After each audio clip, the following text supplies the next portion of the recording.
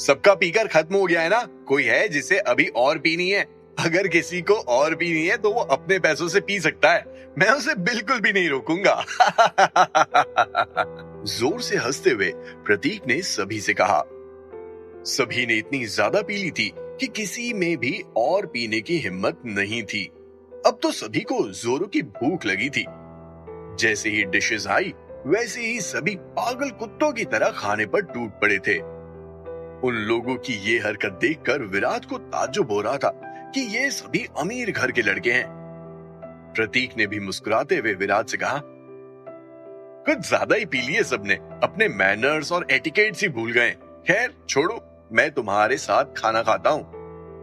ये बोलते हुए प्रतीक ने एक ही थाली में खाना डालना शुरू कर दिया था। जैसे ही सभी का डिनर खत्म हुआ वैसे ही प्रतीक ने सभी से कहा, अब यहाँ खड़े खड़े क्या कर रहे हो? गाना गाने का इरादा है क्या? चलो निकलो यहां से। ये बोलने के बाद प्रतीक ने विराज को देखा और बोला, चलो विराज, हम दोनों फ्रंट डेस्क पर बिल सेटल कर लेते हैं। जैसे ही विराज ने प्रतीक के मुंह से निकले वो शब्द सुने वैसे ही विराज ने बोलना शुरू किया, अरे प्रतीक, जाने की इतनी भी क्या जल्दी है? देखो यार, वैसे मैं दारू पीने के मामले में थोड़ा कच्चा हूं, लेकिन अभी तुमने गाना गाने की बात की तो मैं तुम लोगों के लिए गाना गाना चाहता हूं। तुम्हें और ज्यादा एंटरटेन होगा। विराज, तुमने कुछ ज्यादा पी ली है, बस करो, ये फालतू मजाक करने का समय नहीं है। चलो बिल सेटल करो।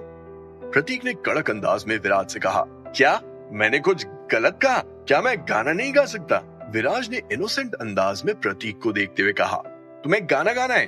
ठीक है, तुम मेरे लिए एक अच्छा सा गाना गाओ। क्या आधा घंटा काफी होगा? एक बार फिर से प्रतीक के मुंह से कड़क अंदाज में कुछ शब्द बाहर आए।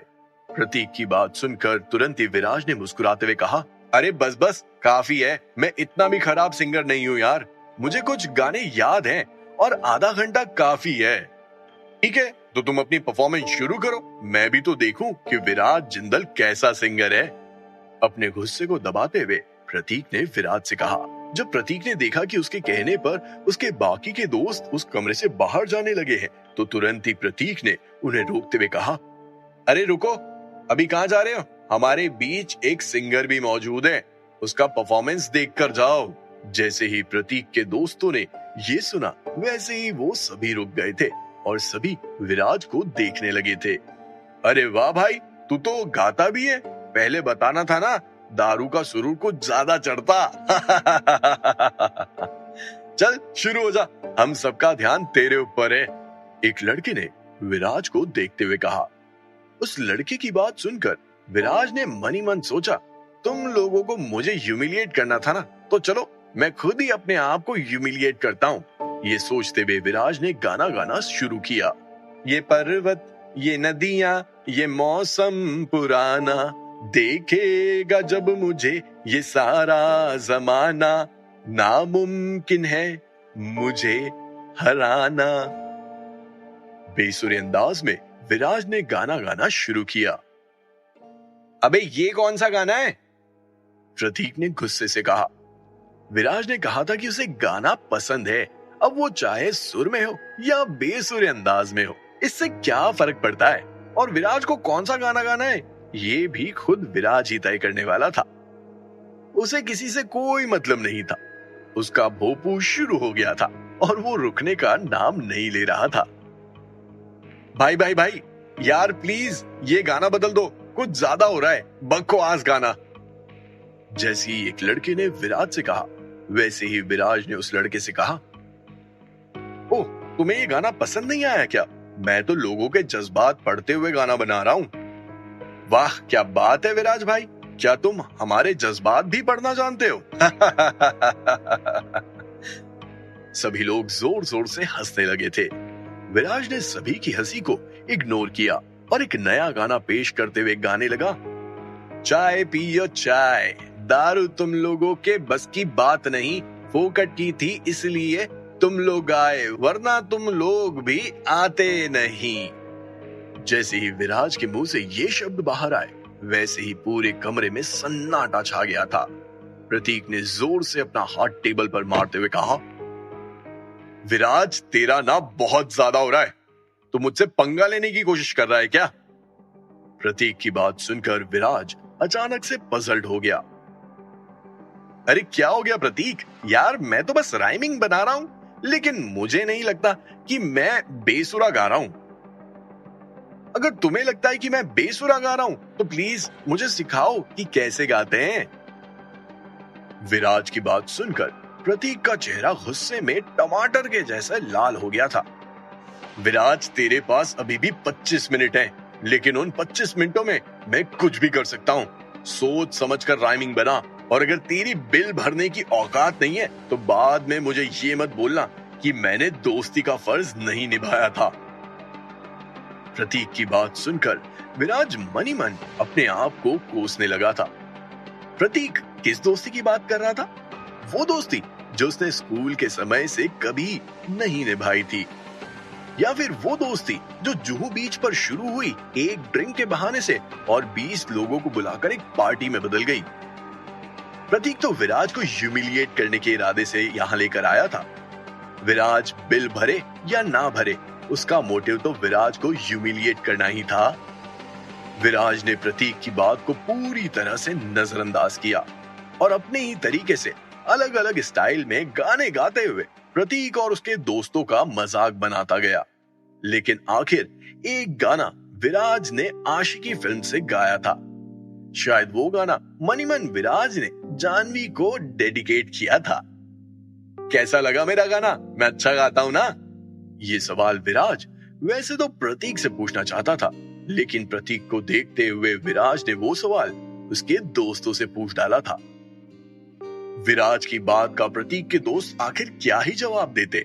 वैसे अगर विराज की सिंगिंग की बात की जाए तो उसने एक दो गाने बेसुरे अंदाज में गाए, लेकिन उसके बाद एक भी गाने में उसके सुर नहीं हिले थे। वो अलग बात है कि विराज जो गाने गा रहा था वो असल में प्रतीक और उसके दोस्तों को बुली करने का एक तरीका था। लेकिन उसके बाद भी विराज की सिंगिंग काफी अच्छी थी, लेकिन उसे एक्सेप्ट करने वाला कोई नहीं था।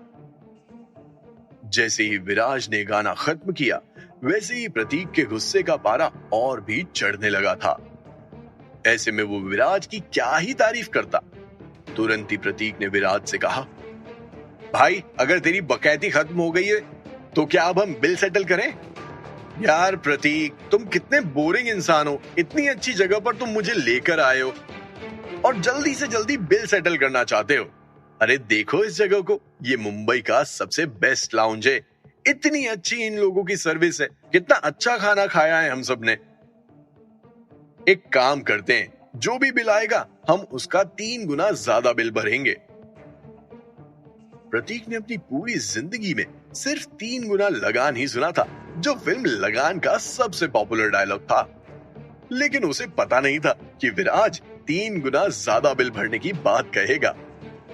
क्या विराज अपनी टेरिटरी में होने का फायदा उठा रहा था? लग रहा था जैसे दाल में जरूर कुछ काला है। कहीं ये लाउंज विराज का तो नहीं था? जैसे ही विराज के मुंह से वो शब्द बाहर आए, वैसे ही सबके तोते उड़ गए थे। 3 गुना ज्यादा बिल? लेकिन क्यों? कौन बेवकूफ है जो बिल का 3 गुना ज्यादा भरता है? वैसे ही एक तो मुंबई का सबसे महंगा लाउंज है, जो बिल आएगा वो ही कड़क होगा। ऊपर से ये लड़का 3 गुना ज्यादा बिल भरने को कह रहा था। 20 में से 10 लोग तो चक्कर खाकर गिरने वाले थे। प्रतीक, मुझे लगता है कि या तो इस लड़के ने ज्यादा पी लिए या फिर ये हमको बेवकूफ समझ रहा है। इस पागल को मारना चाहिए। 3 गुना ज्यादा भरने का कैसा नियम है ये? बेवकूफ कहीं का। पहले अपना हिस्सा तो भर ले, 3 गुना तो बात की बात है। हाँ प्रतीक, लोचन सही कह रहा है। वैसे ही बिल बहुत ज्यादा आने वाला है, ऊपर से 3 गुना ज्यादा भरने की क्या जरूरत है? वैसे जब बिल आएगा ना तो वैसे ही इस लड़के की पतलून ढीली हो जाएगी। लेकिन क्या तू 3 गुना ज्यादा बिल भरना चाहता है? ये तू सोच ले। एक तरफ प्रतीक के दोस्त उसे समझा रहे थे कि उसे विराज की चाल में फंसने की कोई जरूरत नहीं है, लेकिन दूसरी तरफ प्रतीक के दिमाग में कुछ और ही चल रहा था। जब बात रुतबे की हो और पैसे की हो तो प्रतीक दिखावा करने में पीछे नहीं हटता था। क्या मैंने तुम लोगों की राय मांगी? तुम लोगों का खा पी कर हो गया ना, तो निकलो यहाँ से। 3 गुना हो या फिर 30 गुना हो, मैं आराम से अफोर्ड कर सकता हूं। दिक्कत तो उसी को होगी जो ये प्रपोजल लेकर आया है, प्रतीक ने कड़क अंदाज में कहा। प्रतीक के दोस्त वैसे उसे एकदम सही सलाह दे रहे थे। 3 गुना ज्यादा बिल भरने की आखिर क्या जरूरत थी? लेकिन अब जब प्रतीक ही तैयार था तो उसके दोस्त क्या ही कर सकते थे। अपना चेहरा लटकाते हुए वो लोग पीछे हट गए थे। 3 गुना यानी 3 गुना, लेकिन अगर तू आधा बिल नहीं भर पाया तो फिर मैं तुझे बताऊंगा कि तेरा क्या हाल होगा, प्रतीक ने विराज को घूरते हुए कहा। विराज ने प्रतीक से कुछ नहीं कहा और चुपचाप प्रतीक के पीछे पीछे उस कमरे से बाहर निकल गया था। दोनों के कदम फ्रंट डेस्क की तरफ बढ़ रहे थे। जैसे ही प्रतीक फ्रंट डेस्क पर पहुंचा वैसे ही उसने वेटर से कहा, बिल प्लीज, और हमारा जो भी बिल होगा उसका 3 गुना हम पे करेंगे, आधा ये आधा मैं। जैसे ही उस वेटर ने प्रतीक की बात सुनी उसके होश उड़ गए थे। 3 गुना? मैं कुछ समझा नहीं सर। वेटर को समझ नहीं आया कि प्रतीक और विराज 3 गुना बिल क्यों भरना चाहते थे और इस गुत्थी को सुलझाने के लिए वेटर ने प्रतीक से सवाल पूछ डाला था। क्या तुमने सुना नहीं? मैंने अभी क्या कहा? हमारे पास पैसे हैं और हम करंट बिल का 3 गुना तुम्हें देंगे। साला पी हमने रखी है और चढ़ी इसे है। अपने कॉलर को ऊंचा करते हुए प्रतीक ने वेटर से कहा, ठीक है, मुझे क्या, मैं आपका बिल 3 गुना बढ़ा देता हूँ। वैसे वेटर को अभी भी समझ नहीं आ रहा था कि आखिर कस्टमर 3 गुना बिल क्यों भर रहा है, लेकिन चूंकि अब कस्टमर के भरने की इच्छा थी तो इसमें वेटर उसे क्यों रोकता? आखिर कस्टमर भगवान होता है और अगर लक्ष्मी खुद चलकर आ रही है तो उसे कभी मना नहीं करना चाहिए। ओके सर, तो पहले मैं आपको आपका करंट बिल बता देता हूँ। आपका करंट बिल है 40 लाख का और टैक्सेस मिलाकर ये होगा करीब 45 लाख का, और आपको 3 गुना ज्यादा भरना है तो सर सब कुछ मिलाकर राउंड ऑफ करते हुए 1.5 करोड़ हो रहा है।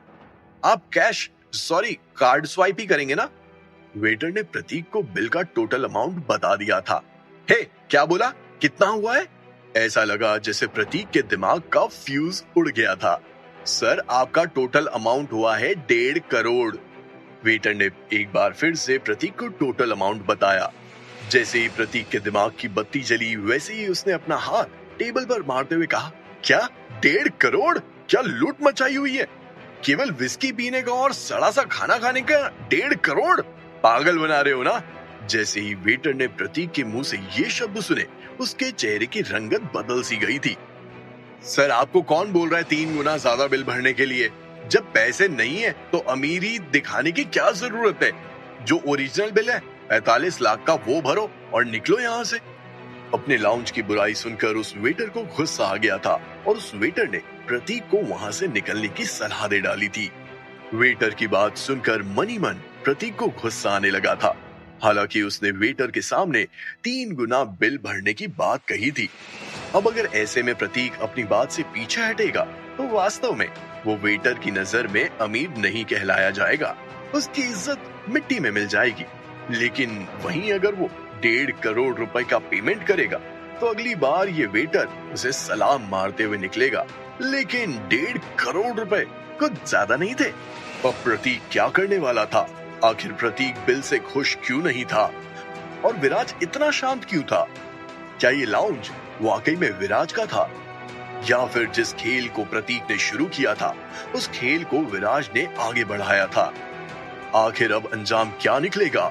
सुनिए cash on my mind only on pocket FM।